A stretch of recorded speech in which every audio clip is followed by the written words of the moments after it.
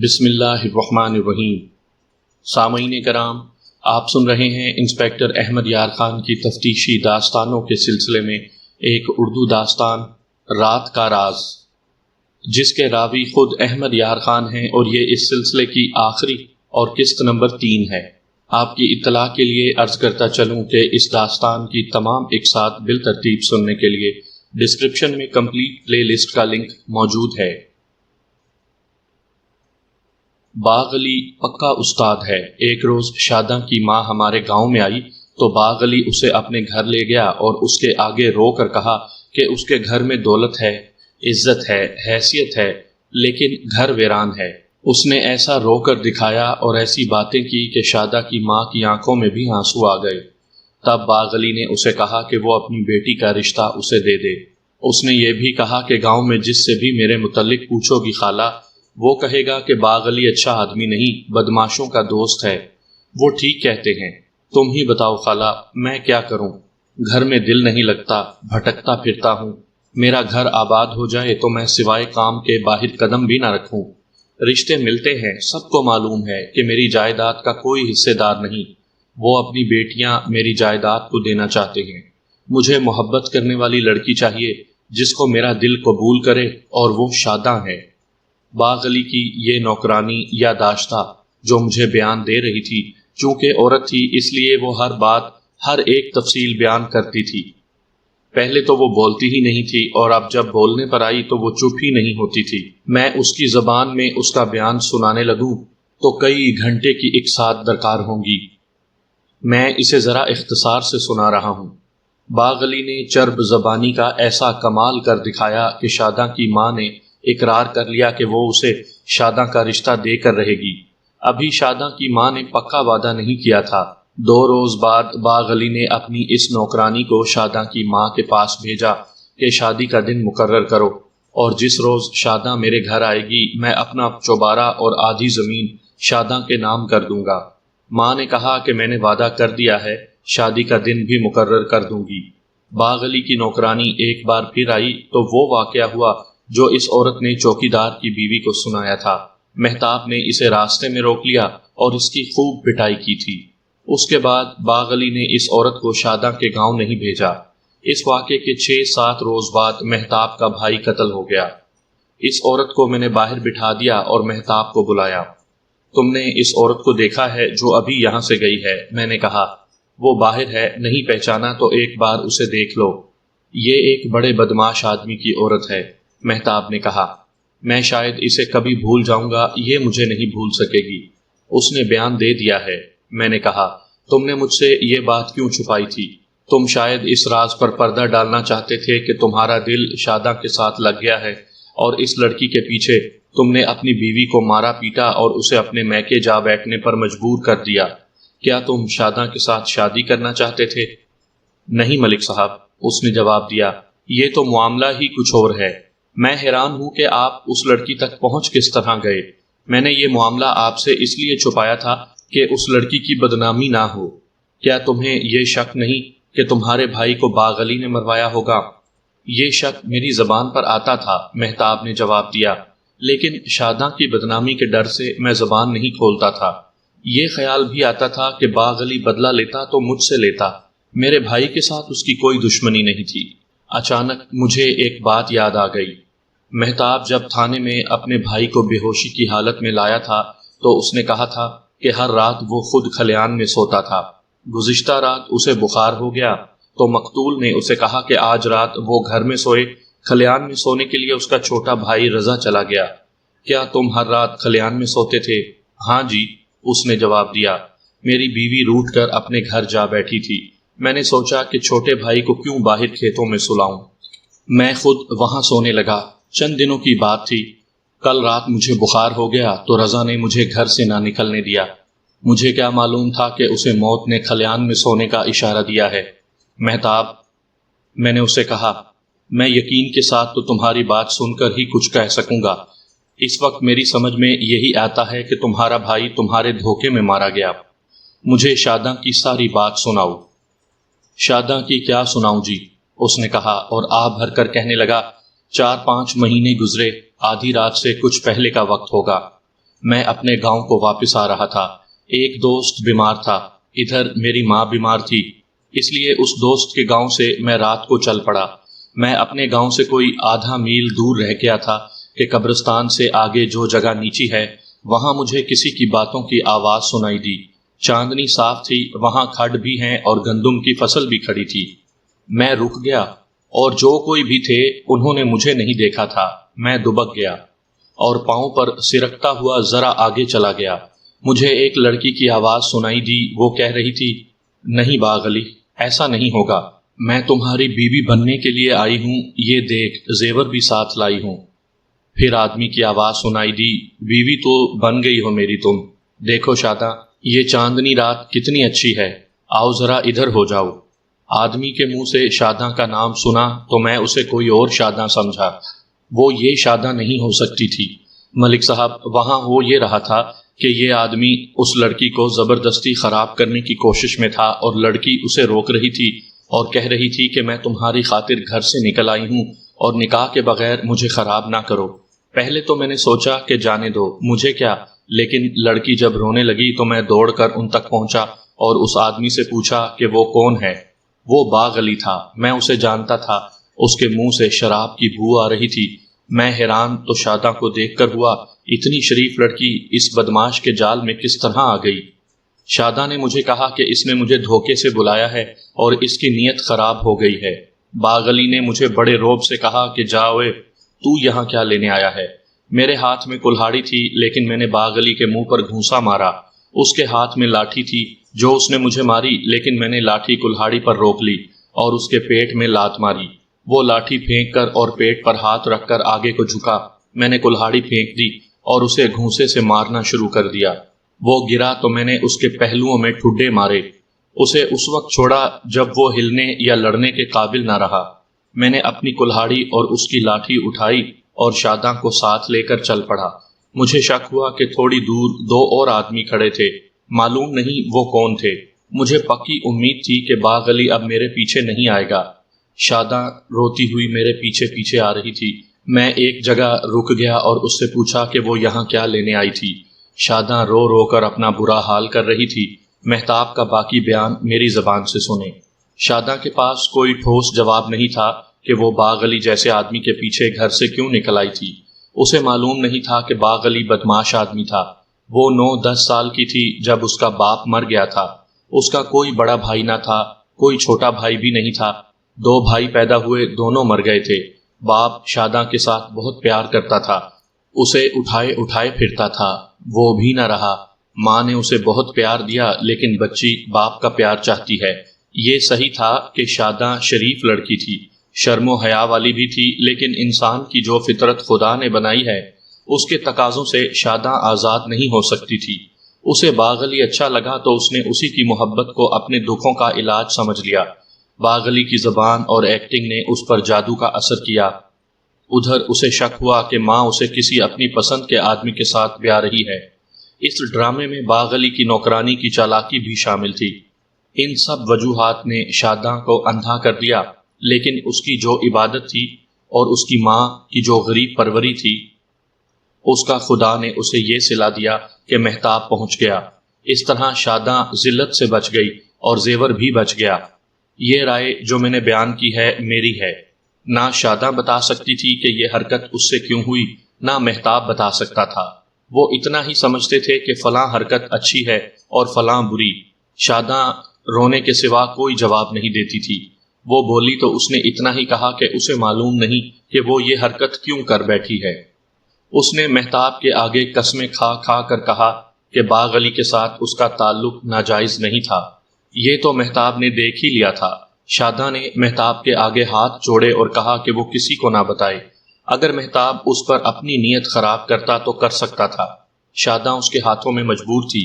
شاداں نے اسے تفصیل سے سنا دیا کہ وہ کس طرح باغ علی کے جال میں آئی۔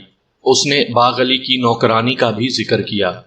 میں کوئی فرشتہ نہیں ملک صاحب، مہتاب نے مجھے بیان دیتے ہوئے کہا، لیکن دل میں ایسا ترس آیا کہ میں نے قسم کھائی کہ اس لڑکی کی عزت پر اپنی جان دے دوں گا۔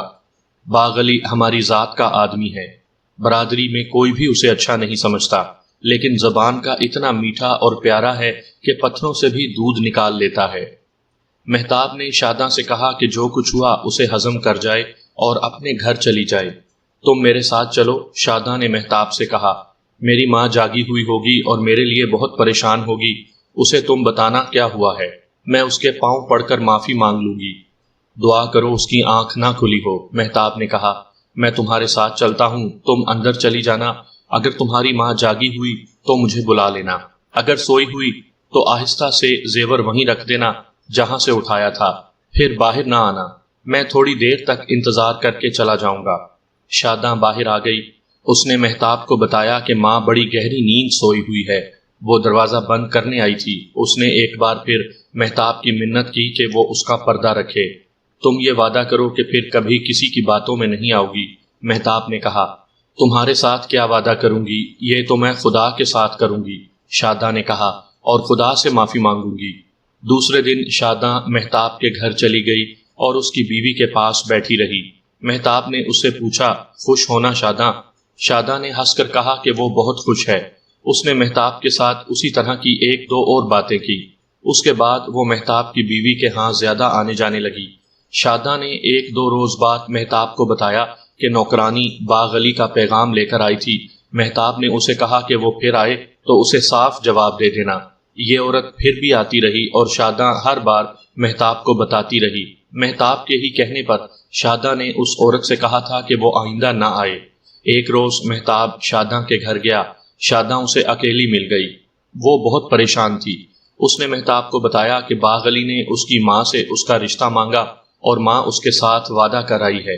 ماں نے باغ علی کے گاؤں سے واپس آ کر شاداں کو بتایا تھا اور باغ علی کی تعریفیں بھی کی تھیں۔ باغ علی کے پاس کوئی تعویذ ہے یا کوئی جادو ہے؟ شاداں نے مہتاب سے کہا، جس طرح میں اس کی باتوں میں آ گئی تھی اسی طرح میری ماں پر اس کا جادو سوار ہو گیا ہے۔ کہتی ہے کہ بیچارے کو لوگوں نے خواہ بدنام کر رکھا ہے، وہ اکیلا ہے اور کسی اچھے ساتھ کے لیے ترس رہا ہے۔ میں نے ماں سے کہا کہ باغ علی کی شہرت اچھی نہیں ہے، سنا ہے وہ شراب بھی پیتا ہے، لیکن ماں تو اس کی مرید ہو گئی ہے۔ مہتاب نے شاداں کو تسلی دی کہ وہ اسے باغ علی سے بچائے گا۔ 2 روز بعد شاداں نے مہتاب کو بتایا کہ باغ علی کی نوکرانی آئی تھی اور ماں نے اس کے رشتے کا وعدہ پکا کر دیا۔ مہتاب نے اسے کہا کہ اس کی جان چلی جائے تو بھی وہ پرواہ نہیں کرے گا، لیکن یہ رشتہ نہیں ہونے دے گا۔ تیسری بار مہتاب نے باغ علی کی نوکرانی کو شاداں کے گھر جاتے دیکھ لیا اور کھیتوں کی طرف نکل گیا۔ وہ اس راستے پر جا کھڑا ہوا جو باغ علی کے گاؤں کی طرف جاتا تھا۔ اسے بہت دیر کھڑا رہنا پڑا۔ آخر باغ علی کی نوکرانی آ گئی۔ وہ اپنے گاؤں کو واپس جا رہی تھی۔ مہتاب نے اس سے پوچھا کہ وہ کس کے گھر گئی تھی۔ اس نے جھوٹ بولا اور کسی اور کا گھر بتایا۔ مہتاب نے اسے اسی طرح مارنا پیٹنا شروع کر دیا جس طرح اس عورت نے مجھے اپنے بیان میں سنایا تھا۔ پھر اسے کہا کہ باغ علی سے کہنا کہ باز آ جائے، یہ رشتہ تجھے نہیں ملے گا۔ وہاں سے مہتاب شاداں کے گھر گیا اور اس کی ماں کو الگ بٹھا لیا۔ وہ یہ تو نہیں کہہ سکتا تھا کہ اسے شاداں کے رشتے کی بات شاداں نے بتائی ہے۔ خالہ، اس نے شاداں کی ماں سے کہا، ابھی مجھے باغ علی کی نوکرانی ملی ہے، وہ تمہارے گھر سے اپنے گاؤں کو جا رہی تھی۔ اس نے بتایا ہے کہ تم شاداں کا رشتہ باغ علی کو دے رہی ہو۔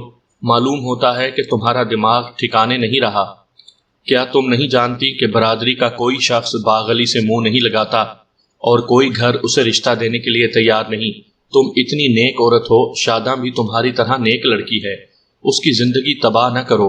پھر یہ دیکھو کہ وہ رشتے کے لیے اپنی نوکرانی کو بھیج رہا ہے، وہ اپنے خاندان کی عورتوں کو کیوں نہیں بھیجتا؟ شاداں کی ماں نے پھر بھی باغ علی کو اچھا کہا، لیکن مہتاب نے اسے باغ علی کی ایسی تصویر پیش کی کہ شاداں کی ماں کا دماغ روشن ہو گیا۔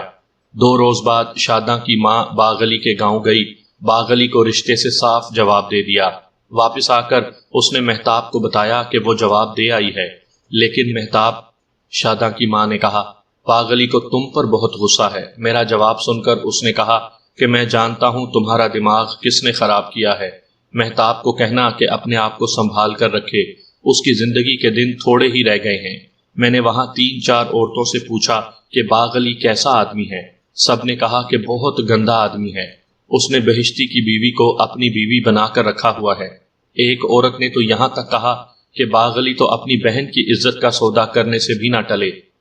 تم اصل جانگلی ہو مہتاب، میں نے مہتاب سے کہا، یہ بات مجھے اس وقت بتا دیتے جب تم اپنے بھائی کو چارپائی پر ڈال کر تھانے لائے تھے، میں اس وقت تک ملزموں کے اقبالی بیان لے چکا ہوتا، لیکن مارا تو میرا بھائی گیا ہے۔ مہتاب نے کہا، باغلی وار کرتا تو مجھ پر کرتا۔ کل جب آپ ہمارے گاؤں میں اپنی تفتیش کر رہے تھے، اس وقت میں اپنے بھائی کے دوستوں سے پوچھتا پھر رہا تھا کہ اس کی ذاتی دشمنی کس کے ساتھ تھی۔ مجھے یہ بھی خیال تھا کہ باغلی مجھ پر وار کرنے کی جرت نہیں کرے گا۔ باغلی نہ تمہیں قتل کرنا چاہتا تھا نہ تمہارے بھائی کو۔ میں نے کہا، اس نے تمہیں فصل کا نقصان دینا تھا۔ اگر تمہارے بھائی کی آنکھ نہ کھلتی تو وہ زندہ رہتا، اسے قتل کرنا چاہتا تو آگ لگانے سے پہلے سوئے ہوئے کو قتل کر دیتا۔ یہ بھی ہو سکتا ہے کہ چاندنی راتیں ہیں، اس نے پہلے یہ دیکھا ہو کہ یہاں کون سویا ہوا ہے، دیکھا کہ یہ مہتاب نہیں رضا ہے، اس نے رضا پر وار نہ کیا اور اپنا دوسرا کام کر گیا۔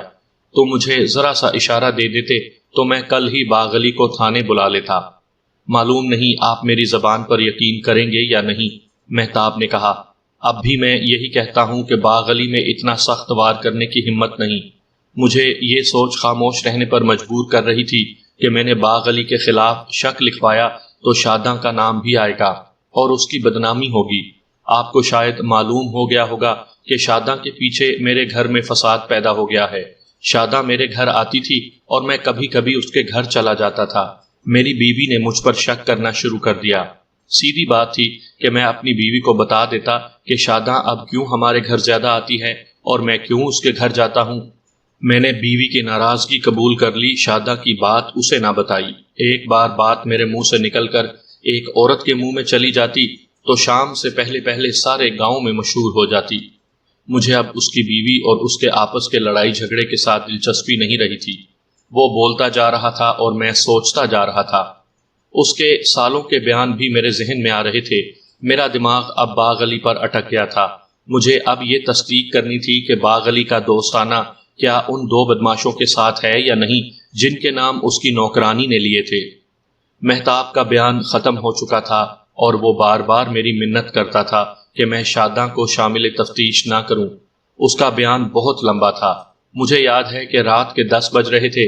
اس نے مجھے یقین دلا دیا تھا کہ شاداں نیک اور شریف لڑکی ہے اور اس کی ماں معزز عورت ہے، اور یہ دونوں باغلی کے فریب میں آ گئی تھی۔ باغلی کی نوکرانی مجھے پہلے ہی بہت سی ایسی باتیں بتا چکی تھی جو مہتاب نے بتائی تھی۔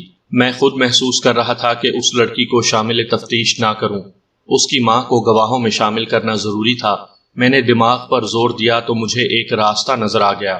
میں نے قتل اور آتش زنی کا باعث پیش کرنا تھا۔ شاداں کی ماں سے اتنا ہی کہلانا کافی تھا کہ وہ باغلی کو اپنی بیٹی کا رشتہ دے رہی تھی، اور مہتاب نے اس کا فیصلہ یہ کہہ کر بدل دیا کہ باغلی بدماش آدمی ہے۔ باغلی کی نوکرانی سے یہ بیان دلوانا تھا کہ وہ باغلی کے رشتے کا پیغام لے کر شاداں کی ماں کے پاس آیا کرتی تھی، اور ایک روز مہتاب نے اسے مارا پیٹا اور کہا کہ آئندہ اس کام کے لیے شاداں کے گھر نہ آئے اور باغلی کو بتا دے کہ اسے یہ رشتہ نہیں ملے گا۔ یہ عورت ایسی جرت نہیں کر سکتی تھی کہ میں اسے جو بیان بتاتا وہ اس سے ہٹ کر کوئی اور بیان دے دیتی۔ بہرحال یہ مقدمے کی تفصیلات ہیں، ان کے ساتھ آپ کو دلچسپی نہیں ہونی چاہیے۔ میں نے جو کارروائی کی وہ آپ کو سناتا ہوں۔ میں نے اے ایس آئی سے کہا کہ وہ 6 کانسٹیبل ساتھ لے اور باغلی کے گاؤں جا کر نمبردار باغلی ولد فلاں اور اس کے 2 بدماش ساتھیوں کو تھانے لے آئے۔ میں نے گھر جا کر وردی اتاری اور پرائیویٹ کپڑے پہن کر تھانے آیا۔ مہتاب کو ساتھ لیا اور شاداں کے گاؤں چلا گیا۔ مہتاب مجھے شاداں کے گھر تک لے گیا اور دروازہ کھٹکھٹایا۔ شاداں کی ماں نے دروازہ کھولا۔ اندر جا کر مہتاب نے اسے بتایا کہ تھانے دار صاحب آئے ہیں۔ وہ کچھ گھبرائی۔ شاداں بھی جاگ کر آ گئی۔ وہ واقعی خوبصورت لڑکی تھی اور اس کے چہرے پر بھول پن اور معصومیت تھی۔ میں نے مہتاب کو باہر بھیج دیا۔ میں نے شاداں کو بتایا کہ وہ گھبرائے نہیں، شاداں وہیں بیٹھی رہی۔ میں نے اس کی ماں سے پوچھا کہ اس نے اپنی بیٹی کا رشتہ باغلی کو دینے کا وعدہ کیا تھا۔ اس نے کہا کہ کیا تھا۔ پھر اسے رشتہ دیا کیوں نہیں؟ پتہ چل گیا تھا کہ وہ ٹھیک آدمی نہیں، اس نے جواب دیا۔ کس طرح پتہ چلا تھا؟ میں نے پوچھا۔ اور تمہیں کس نے روکا تھا؟ سب سے پہلے مہتاب نے روکا تھا، اس نے جواب دیا۔ پھر میں نے باغلی کو جواب دے دیا تھا۔ کیا یہ صحیح ہے کہ باغلی کی نوکرانی تاجو اس کے پیغام لایا کرتی تھی؟ ہاں جی، اس نے جواب دیا، وہی آیا کرتی تھی۔ اس طرح میں اس سے سوال پوچھتا رہا اور مہتاب کے بیان کی تصدیق ہو گئی۔ میں نے اسے کہا کہ ضرورت پڑی تو اسے عدالت میں یہ بیان دینا پڑے گا۔ کیوں جی؟ اس نے پوچھا۔ باغ علی نے کچھ کیا ہے؟ یہ میں تمہیں بتا دوں گا۔ میں نے کہا ابھی میں کچھ نہیں کہہ سکتا، میں تمہاری عزت کا پورا خیال رکھوں گا۔ آدھی رات کے بہت بعد ASI باغ علی اور اس کے ایک ساتھی کو لے آیا۔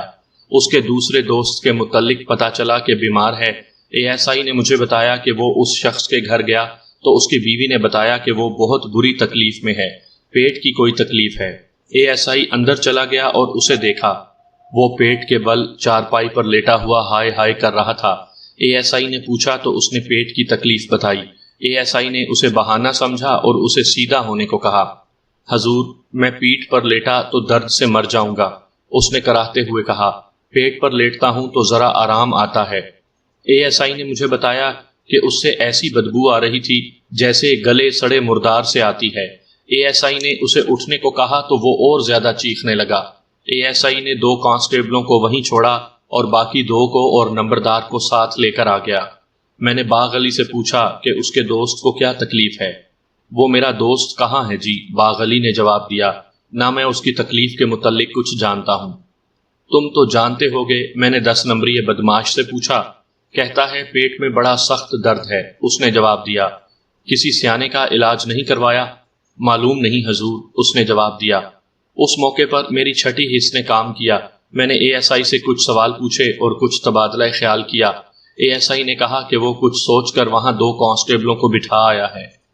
مجھے فوری حرکت کی ضرورت نہیں تھی، لیکن مجھ پر عجیب سی کیفیت طاری ہو گئی تھی، جیسے بچہ فوراً ایک چیز کو حاصل کرنا چاہتا ہو۔ ASI اپنی گارڈ کے ساتھ تانگے پر گیا اور آیا تھا۔ تانگا ابھی تھانے میں ہی تھا۔ میں نے نمبردار، ایک ہیڈ کانسٹیبل اور 2 کانسٹیبلوں کو اپنے ساتھ تانگے میں بٹھایا اور باغ علی کے گاؤں روانہ ہو گیا۔ پگ ڈنڈی اچھی تھی، تانگے نے جلدی پہنچا دیا۔ نمبردار سے کہا کہ مجھے 10 نمبریے سجو کے گھر لے چلے۔ دروازہ سجو کی بیوی نے کھولا۔ میں کچھ کہے بغیر اندر چلا گیا۔ میرے پاس ٹارچ تھی۔ سجو کی بیوی سے کہا کہ لالٹین جلائے اور ہمیں سجو تک لے چلے۔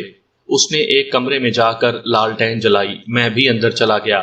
سجو ایک چارپائی پر پیٹ کے بل پڑا تھا۔ اس نے سر اٹھا کر کہا، ملک صاحب، سلام علیکم۔ کیا ہو گیا ہے سجو؟ میں نے کہا، سنا ہے پیٹ میں درد ہو رہا ہے۔ ہاں حضور، اس نے کراہتے ہوئے کہا۔ تشریف رکھیں نا ملک صاحب۔ اس کے اوپر کھیس تھا اور سر کپڑے میں لپٹا ہوا تھا۔ میں نے اس کے سر سے کپڑا ہٹا دیا۔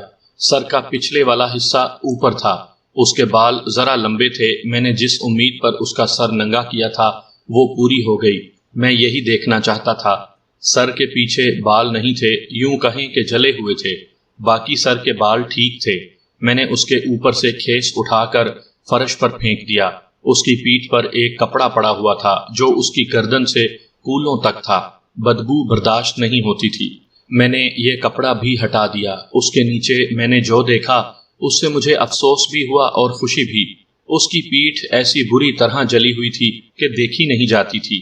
زیادہ تر پیٹھ کا بالائی حصہ جلا تھا، اس کے نیچے جلن ذرا کم تھی۔ سجو، میں نے نرم سے لہجے میں کہا، یار تم تو کہتے تھے کہ پیٹ میں تکلیف ہے، اب یوں کرو سجو کہ اپنے جلے ہوئے کپڑے مجھے دے دو۔ نمبردار سے میں نے کہا کہ 4 آدمی لے آؤ جو اسی طرح اس کی چارپائی اٹھا کر تھانے لے چلیں۔ ہاں سجو بھائی، جلے ہوئے کپڑے کہاں ہیں؟ میں اپنی تکلیف سے مر رہا ہوں ملک صاحب حضور، اس نے کراہتے ہوئے کہا۔ آپ معلوم نہیں کس چکر میں پڑے ہوئے ہیں۔ وہ جو مر گیا ہے وہ بھی کسی ماں کا بیٹا تھا سجو، میں نے کہا۔ بڑا خوبصورت لڑکا تھا۔ میں تمہیں یہ بتا دیتا ہوں سجو، مجھے چکر دو گے تو ہسپتال لے کر نہیں جاؤں گا، تھانے پڑے پڑے مر جاؤ گے، میں پرواہ نہیں کروں گا۔ نمبردار آدمیوں کو لانے چلا گیا تھا۔ اس کے آنے تک سجو مجھ سے وعدہ لے چکا تھا کہ میں اسے وعدہ معاف گواہ بناؤں گا۔ یہ وعدہ تو میں نے ہر ملزم کے ساتھ کیا تھا۔ اس نے نمبردار اور 4 آدمیوں کے سامنے بیوی سے کہا کہ انہیں جلی ہوئی قمیض اور شلوار نکال دے۔ اس نے اپنی بیوی کو بڑی بری گالی دے کر کہا، اسے کہتا رہا کہ یہ کپڑے جلا دے۔ یہ کہتی تھی کہ شلوار اوپر سے ذرا جلی ہے، ٹاکی لگ جائے گی، اور قمیض آگے سے ٹھیک ہے۔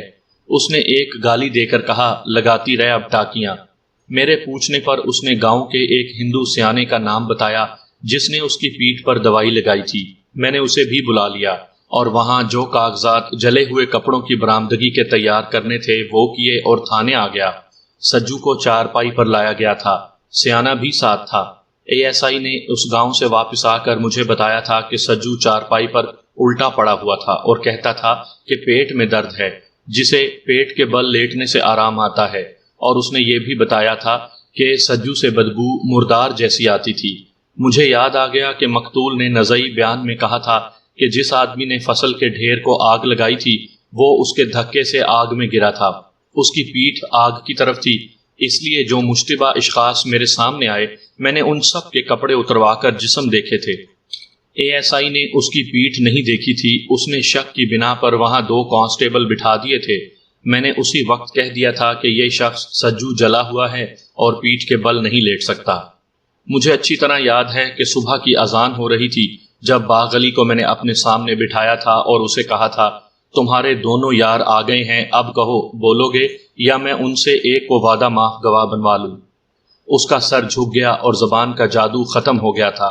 مجھے تمہارے بیان کی ضرورت ہی نہیں، میں نے کہا، تمہاری اپنی نوکرانی جسے تم نے بغیر نکاح کے بیوی بنا رکھا تھا میرے قبضے میں ہے، وہ بیان دے چکی ہے، شاداں کی ماں کا بیان ہو گیا ہے، مہتاب کا بیان ہو گیا ہے، سجو اپنے جلے ہوئے کپڑے بھی میرے حوالے کر چکا ہے، وعدہ معاف گواہ بنا لو۔ اس نے کہا، آپ جو مانگیں گے دوں گا، ابھی بیان دے دو۔ میں نے کہا، باقی لین دین بعد میں کریں گے۔ اس نے وہی کہانی سنائی جو میں اس کی نوکرانی سے اور مہتاب سے سن چکا تھا۔ اس نے بتایا کہ وہ شاداں کو خراب کرنا چاہتا تھا لیکن وہ نہیں مانتی تھی، کہتی تھی شادی کروں گی، شرعی بیوی بنوں گی۔ باغ علی کو جب یہ موقع ملا کہ شاداں نے گھر سے بھاگنے کا ارادہ کیا تو اس نے اپنے ان دونوں دوستوں کے ساتھ ذکر کیا۔ دوستوں کو معلوم تھا کہ باغ علی شاداں کے ساتھ شادی نہیں کرنا چاہتا تھا، کھیلنا چاہتا تھا۔ انہوں نے باغ علی کو تیار کر لیا کہ لڑکی زیور لے کر آ جائے اور اسے وہیں خراب کر کے اور اس سے زیور لے کر آ جائیں گے۔ کسی کو کوئی سراغ نہیں ملے گا، نہ وہ اپنی زبان سے کسی کو بتا سکے گی کہ وہ گھر سے زیور اٹھا لائی تھی۔ باغ علی جب مقررہ رات شاداں کے گاؤں کے قریب طے شدہ جگہ پر چلا گیا تو یہ دونوں بدماش اس کے ساتھ تھے لیکن ذرا دور کھڑے تھے۔ باغ علی کو جب مہتاب نے مارا پیٹا تو اس کے دوست اس کی مدد کو نہ آئے۔ انہوں نے اپنے اپنے بیان میں کہا تھا کہ وہ اس ڈر سے بھاگ آئے تھے کہ باغ علی کی پٹائی کرنے والے 2-3 آدمی ہیں جو ماریں گے پھر تھانے لے جائیں گے۔ باغ علی نے گاؤں جا کر اپنے ان دوستوں کو بہت ذلیل کیا تھا۔ جب شاداں نے اس کی نوکرانی کو کہہ دیا کہ وہ آئندہ یہاں نہ آئے تو باغ علی نے یہ طریقہ سوچا کہ شاداں کی ماں سے اس کا رشتہ مانگ لے۔ وہ مہتاب کے منہ پر ہاتھ پھیرنا چاہتا تھا۔